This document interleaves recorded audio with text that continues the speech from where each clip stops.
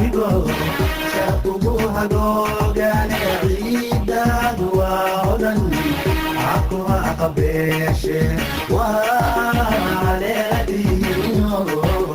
orwaylku imaano aquhiyanayse haybad waxaad ku leedahay dhulkaaga hooyo haybad waxaad ku leedahay dhulkaaga hooyo wana lama huraane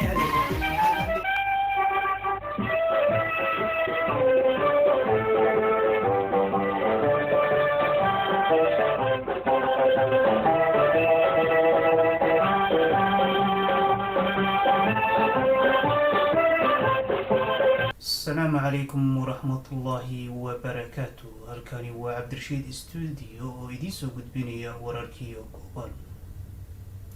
وراركا نغسو غاريا صومالي ايا وحي شيغي يعني إنو هلاي روب لحاد له اي قدر سدين داد اي الدنيابا وراركا كالو نسو غاريا ايا وحي شيغي يعني إن أرضدي دميستي معدكا حنانada xoolaha loo diray tababar ay ku soo qaadan doonaan dhammaan waddanka Soomaaliya halkaas oo ay uga faa'iideyn doonaan waxa ay soo barteen ummadda Soomaaliyeed ee xoolo dhaqatada ah sidoo kale macadka badda ayaa assalaamu calaykum aabe hooyo wa calaykum assalaam wiilkayga yafraxow aabe maanta raadiyaha muxuu sheegay aabe barwaaqo iyo dhulkiyo daaqsin noqday roobna lagu dogsaday ardadiina way dhaqaaqeen oo waxtar bay la yimaadeen oo ummadoodii ayay caawinayaan alxamdulilah ilaah baa mahad leh oo dhulkii nabadii barwaaqo ka dhigay soo dhawo wiilkaygiyow oo fadhiiso maxaa adigu haysaa aabba reerkiiyo roob helay xoolihii oo dareeray ubadkiiyo wax baranaya ayaa nabad oga soo tegay maasha allah aabbo waxaan rabay inaan ku weydiiyey 3 shay oo muhiim ah inaan wax ka ogaado oo wiilkaygiiyo maxay ahaayeen aabbe horta waan kaa xoolo badanahay haddana xoolahaaga ayaa iga nacfi badan xag muuqaal hilib iyo caanaba oo aabbo garta si wanaagsan ayaan u gon karaa haddana gartaada iyo ra'yigaaga ayay ummaddu qaadataa tan kale aabbe waan kaa xaas qurxoonahay haddana xaaskaaga iyo ubadkaaga ayaa meel walba ammaantoodu taallaa oo aabbe sidee wax u jiraan maasha allah wiilkaygiyo aabbe midda hore waa runoo xoolahayga waa kaataya wanaagsan yihiin sababtoo ah adigu meesha uu roobku ka da'o durbo xoolihii iyo reerkii baad u rartaa adigoo aanan soo sahmin balse aniga inta aanan u rarin reerka ayaan soo sahmiyaa goobta uu roobku ka da'ay soona ogaadaa inay u wanaagsan tahay xoolaha iyo reerkaba ku darsoo haddii uu roobku meel ka da'o durbo lama dego oo waa la yara sugaa inta cawska iyo naqu soo baxayaan si ay xooluhu daaqsin uga helaan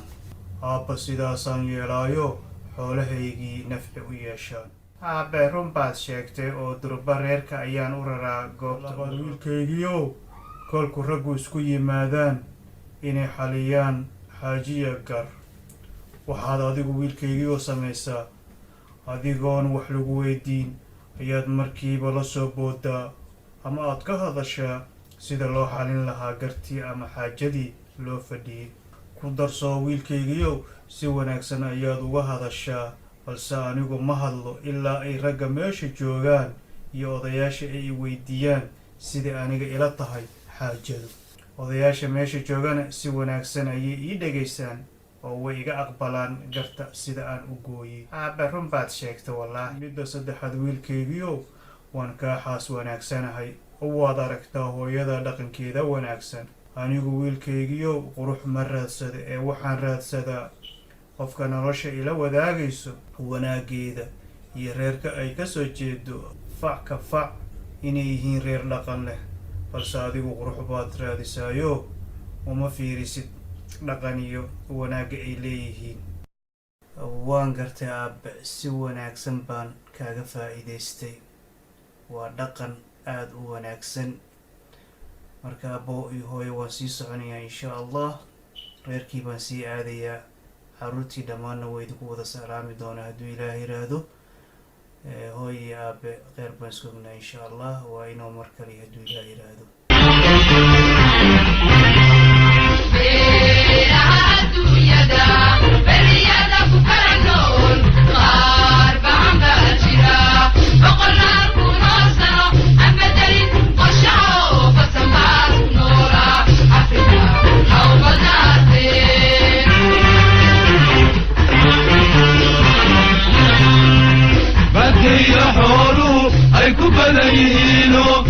مدك بيوها يصدانو برتمها وبيار الغنية والوغدا بالكولا وبرير وايو